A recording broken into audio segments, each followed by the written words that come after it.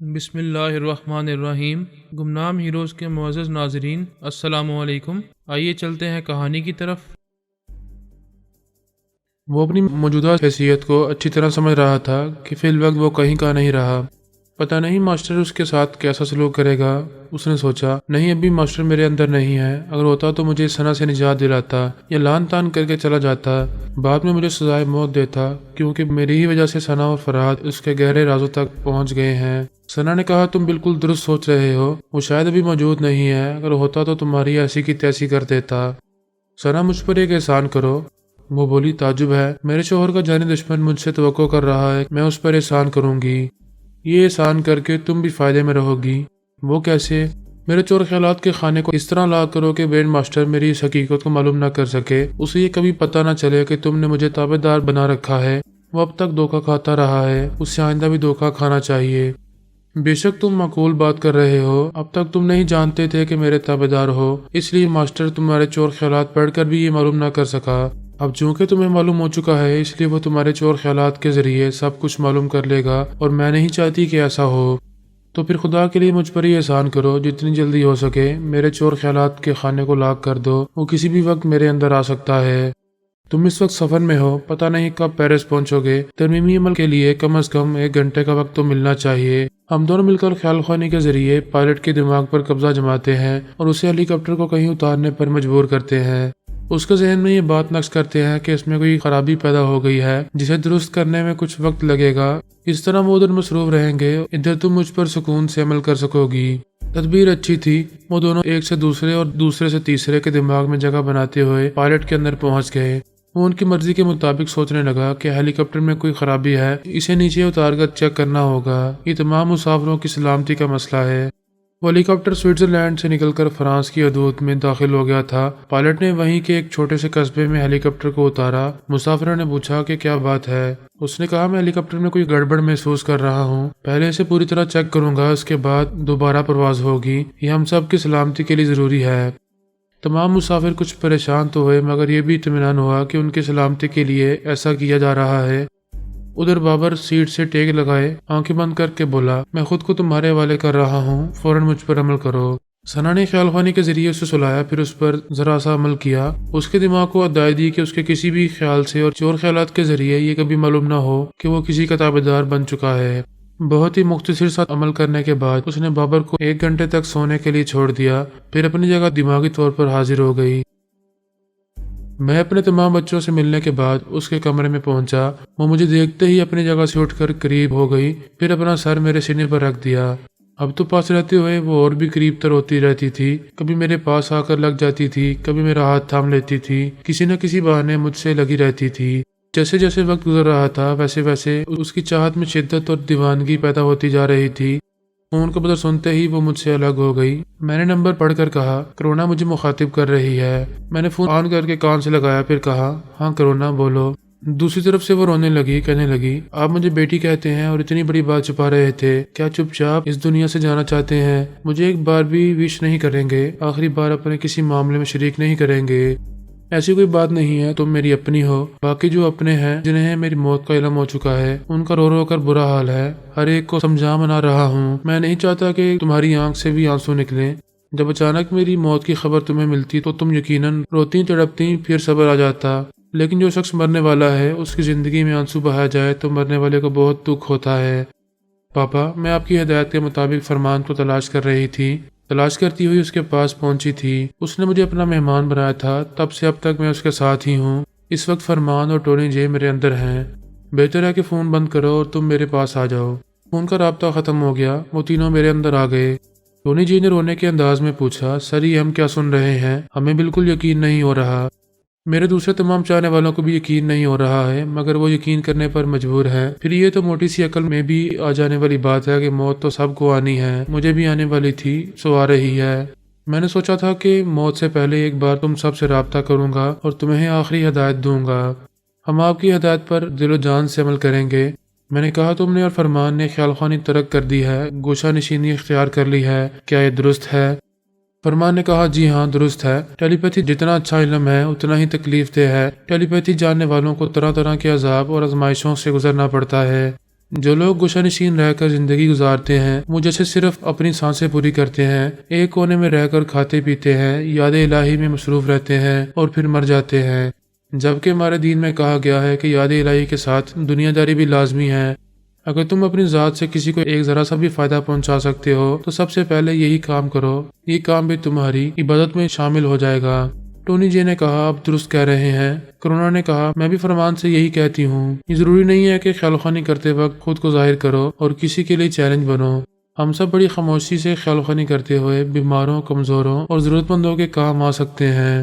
میں نے کہا، میں یہی ہدایت دینے والا ہوں۔ ہماری دنیا میں کتنے ہی ذہنی مریض ہیں، اگر ان کا علاج ہو جائے تو وہ معاشرے میں بہت ہی نمایاں کام کر سکتے ہیں۔ تم سب ان کے کمزور دماغوں میں پہنچ کر ان کا علاج کر سکتے ہو، انہیں کسی قابل بنا سکتے ہو۔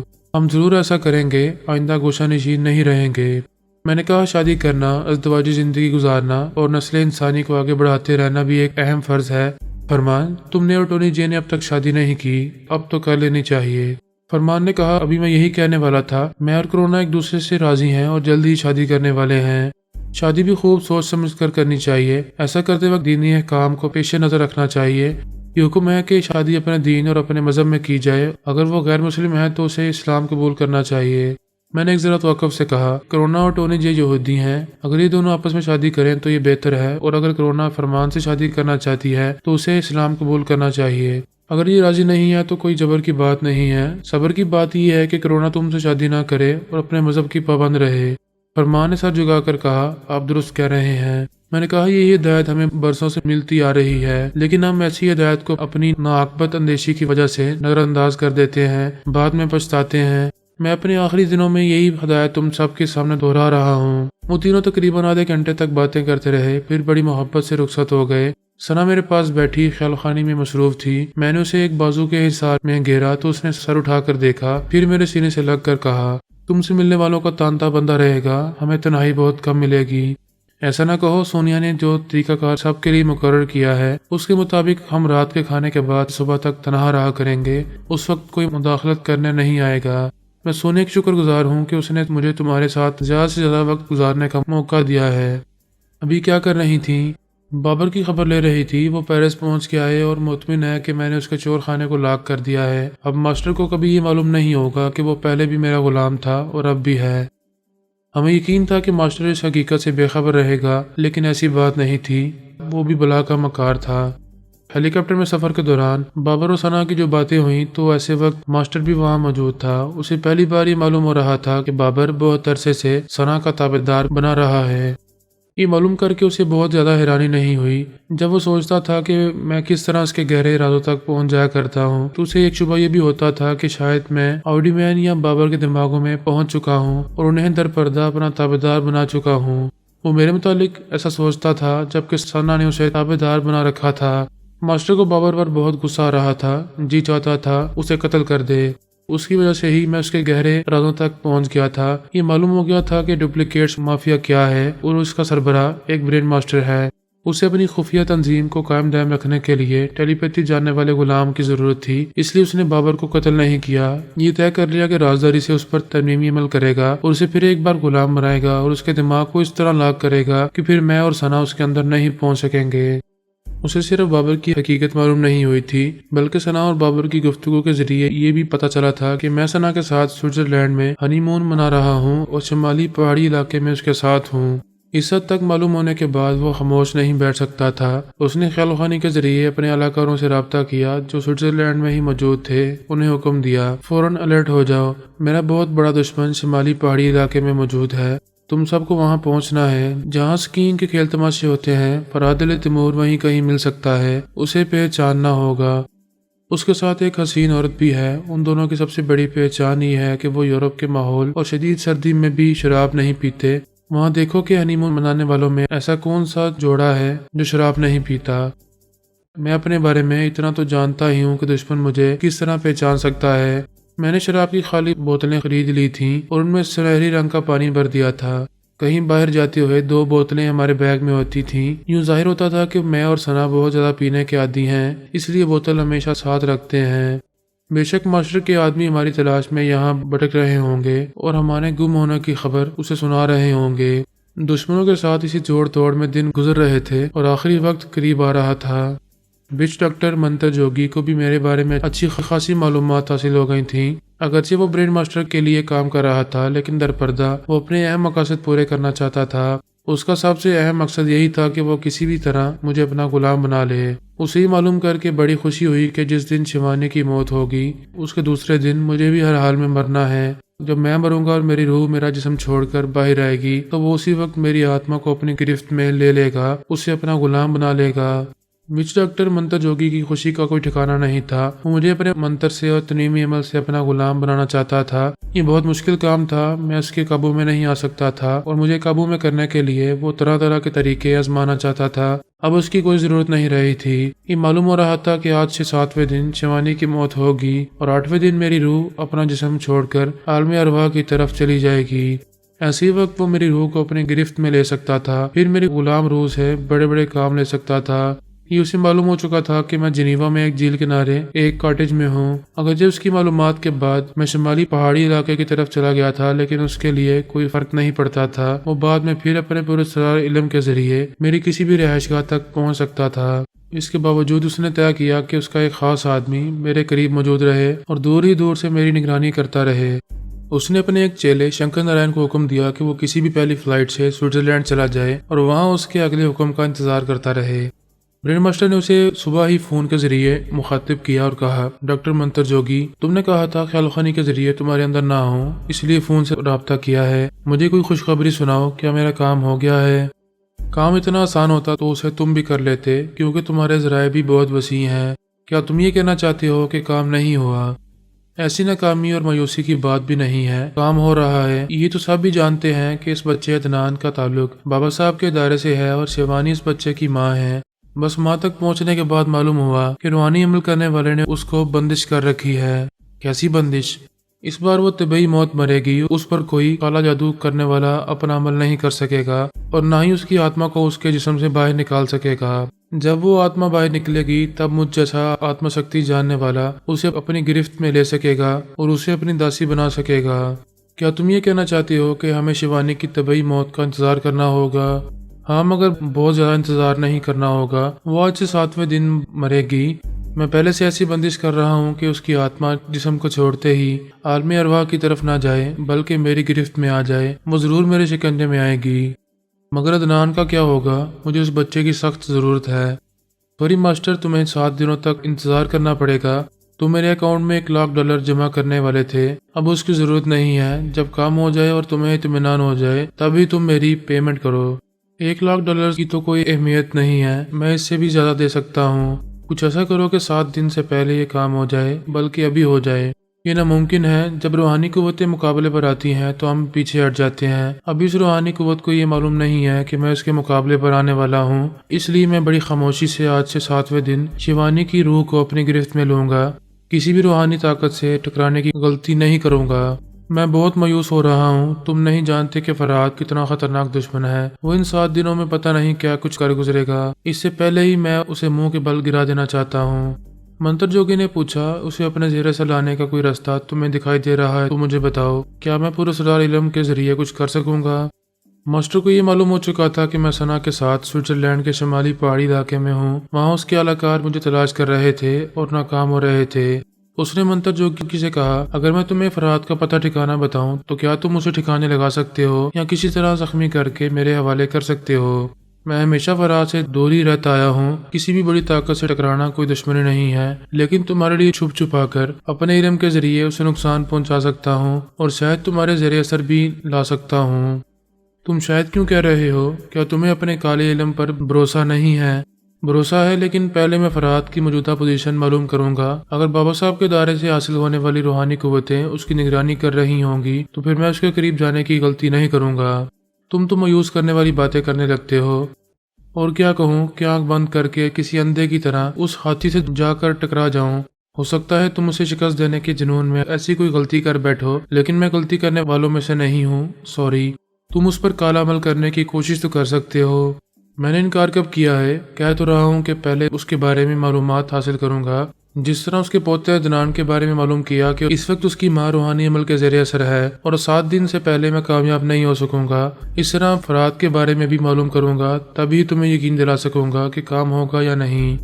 ٹھیک ہے، میں اس کا موجودہ پتہ بتا رہا ہوں، تم اپنے علم کے ذریعے مجھے آج ہی بتاؤ کہ اس پر قابو پا سکو گے یا نہیں۔ پھر اس نے بتایا کہ میں اس وقت سوئٹزرلینڈ کے شمالی پہاڑی علاقے میں ہوں، وہاں لاکھوں کی تعداد میں لوگ تفریح کے لیے آتے ہیں۔ اس بھیڑ میں مجھے تلاش کرنا اس کے لیے تو مشکل ہے، لیکن وہ کالی علم کے ذریعے بہت جلد مجھ تک پہنچ سکتا ہے، جس طرح شیوانی کے پاس پہنچ گیا ہے۔ ماسٹر نہیں جانتا تھا کہ میرے دن پورے ہو چکے ہیں اور میں طبعی موت مرنے والا ہوں۔ اب کوئی دشمن نہ مجھ پر قابو پا سکے گا اور نہ مجھے نقصان پہنچا سکے گا۔ منتر جوگی جانتا تھا کہ جس روز میری سانسیں پوری ہوں گی اس روز وہ میری روح کو بآسانی غلام بنا سکے گا، اس لیے وہ بہت خوش تھا اور میری موت کے مقررہ وقت کا بڑی بے صبری سے انتظار کر رہا تھا۔ انتظار ختم ہونے لگا، مزید 5 دن گزر گئے۔ ایک دن بعد شیوانی کی موت ہونے والی تھی اور اس کے دوسرے دن میری باری تھی۔ میرے تمام بچے سوئٹزرلینڈ سے جا چکے تھے، صرف خیال خوانی کے ذریعے ان سے رابطہ رہنے لگا تھا۔ سونیا نے ثنا تبریزی کو اپنے پاس بلایا، وہ خیال خوانی کے ذریعے اس کے اندر پہنچی تو اس نے کہا، آج فرات کے ساتھ تمہاری آخری رات ہے، کل تم مجھ سے رخصت ہو کر بابا صاحب کے دائرے میں چلی جاؤ گی۔ وہ پھوٹ پھوٹ کر رونے لگی، کہنے لگی، میں نہیں جاؤں گی، فرات کو چھوڑ کر کہیں نہیں جاؤں گی۔ سونیا نے پوچھا، کیا میری بات نہیں مانو گی؟ تم میرے لیے اتنی عظیم ہو کہ میں تمہارے ایک حکم پر اپنی جان دے سکتی ہوں، لیکن اب یہ جان بھی میری نہیں رہے گی، میں فرات سے پہلے اپنی جان پر کھیل جاؤں گی۔ ایسی حماقت نہ کرنا، جس شخص نے مجھے عزت دی، مان دیا، میرے لیے بابا صاحب کے دائرے کے دروازے کھلوا دیے، میں اس کے بغیر زندہ رہ کر کیا کروں گی؟ سونیا نے کہا، جس شخص نے تمہارے لیے اسی دائرے کے دروازے کھلوا دیے، تمہیں عزت اور مان مرتبہ دیا، کیا اس مان مرتبے کے ساتھ زندگی نہیں گزارو گی؟ اس کی دی ہوئی عنایات سے انکار کرو گی؟ میں اس کی تمام عنایات کے ساتھ موت کو گلے لگا کر اس کے ساتھ ہی اس دنیا سے چلی جاؤں گی۔ آخری بار سمجھاتی ہوں، میری بات مان لو۔ جناب اعلیٰ حضرت نے تمہیں بیٹی بنایا ہے، یہ تمہارے لیے بہت بڑا اعزاز ہے۔ تم یہاں سے ان کے پاس ہی جاؤ گی، خودکشی کرنا ہے تو کرتی رہو، لیکن پہلے ان کے سامنے حاضری دو۔ اچھی بات ہے، میں وہاں ضرور جاؤں گی، آخری بار اپنے بابا اعلیٰ حضرت کی قدم بوسی ضرور کروں گی۔ وہ سونیا کے دماغ سے چلی آئی، میرے پاس دماغی طور پر حاضر ہو گئی۔ میں نے کہا، چلو باہر چلتے ہیں، تمہارا دل بہلتا رہے گا۔ وہ میرے سینے سے لگ کر بولی، میں کہیں نہیں جاؤں گی، بس اسی 4 دیواری میں رہوں گی، زیادہ سے زیادہ تمہارے ساتھ تنہائی میں وقت گزاروں گی۔ پھر وہ ایک سرد آہ بھرتے ہوئے بولی، یہ کیا ہو رہا ہے فرات؟ میں نے زندگی میں بہت سی غلطیاں کی، بہت لوگوں کا دل دکھایا، آج مجھے اس کی ایسی سزا مل رہی ہے جسے میں جیتے جی برداشت نہیں کر سکوں گی۔ میری پہلی اور آخری خواہش یہی ہے کہ تمہارے ساتھ ہی دنیا سے گزر جاؤں۔ ایسی احمقانہ باتیں کرو گی تو میں تم سے بات نہیں کروں گا۔ سونی نے تمہیں مشورہ دیا ہے، اب میں بھی یہی مشورہ دیتا ہوں کہ کل یہاں سے سیدھی بابا صاحب کے دائرے میں جاؤ اور اعلیٰ حضرت کے حجرے میں حاضری دو۔ میں نے سونیا سے وعدہ کیا ہے، تم سے بھی وعدہ کرتی ہوں کہ بابا اعلیٰ حضرت کے سامنے ضرور جاؤں گی، ان کی دعائیں بھی لوں گی، لیکن اس کے بعد میں نہیں جانتی کہ زندہ رہ سکوں گی یا نہیں۔ کوئی کسی کے ساتھ نہیں مرتا، لیکن وہ میرے ساتھ مرنے کی باتیں کر رہی تھی اور میں اس کے چور خیالات پڑھ کر یقین سے کہہ سکتا تھا کہ وہ جھوٹ نہیں کہہ رہی ہے۔ سچے دل سے میری چاہت میں اس طرح گرفتار ہے کہ اب میرے بغیر زندہ رہنا نہیں چاہتی۔ بہرحال وہ آخری رات باتوں ہی باتوں میں گزر گئی۔ میں نے پچھلی رات اسے جبرن کھانا کھلایا تھا، دوسری صبح وہ رخصت ہو رہی تھی، اس سے پہلے میں نے اس کے دماغ پر قبضہ جما کر پھر اسے ناشتہ کرایا۔ ایسے وقت ہم جنیوا میں ہی تھے، جھیل کنارے کاٹیج میں آ گئے تھے۔ میں اسے الوداع کہنے کے لیے ایئرپورٹ تک بھی گیا۔ جب وہ روتے ہوئے رخصت ہو گئی تو واپس کاٹیج میں آ گیا۔ وہاں سونیا پہنچ چکی تھی۔ وہ مجھے دیکھتے ہی بولی، تمہارے تمام بچے ایک ایک کر کے میرے پاس آ رہے ہیں اور پوچھ رہے ہیں کہ تم سے دماغی رابطہ کرنا چاہیے یا نہیں۔ میں نے خیال خوانی کے ذریعے پارس، پورس، الپا، علی، کبریا، انوشے، تاشا، جمالہ سبھی کو مخاطب کیا اور کہا، ثنا تبریزی یہاں سے جا چکی ہے، اب وہ بابا صاحب کے دائرے میں ہی رہے گی۔ تم لوگوں کے لیے بھی آج شام تک کا وقت ہے، مجھ سے جتنی باتیں کر سکتے ہو کرتے رہو، آتے رہو جاتے رہو، ہنستے بولتے رہو۔ زندگی صرف پانے کا ہی نہیں، کھونے کا بھی نام ہے۔ اگر پاتے ہوئے ہنستے ہو تو کھونے کے وقت بھی ہنسنا بولنا چاہیے۔